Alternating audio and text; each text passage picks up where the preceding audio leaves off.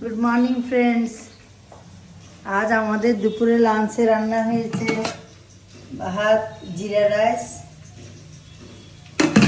তারপরে হচ্ছে ডাল দিয়ে, মসুর ডাল দিয়ে, পেঁপে দিয়ে হয়েছে, পেঁয়াজ দিয়ে, তারপরে হচ্ছে ফুলকপি আলু নিরামিষ তরকারি হয়েছে একটা, তারপর তোমার পেঁয়াজ পেলে আলু ভাজা হয়েছে,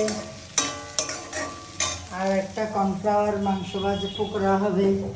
কর্নফ্লাওয়ার পকোড়াটাতে তোমার কর্নফ্লাওয়ার দিয়েছি, ময়দা দিয়েছি, ডিম দিয়েছি একটা, তারপরে হয়ে লবণ দিয়েছি, গোলমরিচের গুঁড়ো দিয়েছি, সস দিয়েছি,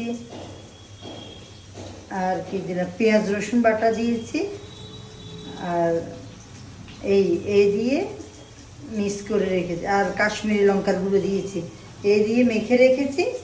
এখন ভাজবো, ছেলে খাবে গরম গরম। এই পেঁয়াজ তেলে ভাজাটা হচ্ছে, আর পকোড়াটা ভাজলেই হয়ে যায়। যেহেতু ছেলে খাবে, এখন ভেজে রাখলেও খাবে না, একটু গরম গরম খেতে চায় সব খাবার। মোটামুটি রান্না শেষ, এখন 11:30 বাজে, তার আগে আমার রান্না শেষ। মোটামুটি রান্না আমার 11টার মধ্যে হয়ে যায়, 4-5 পদের রান্না। এই হলো আজকের মেনু। তোমরা সবাই কেমন আছো?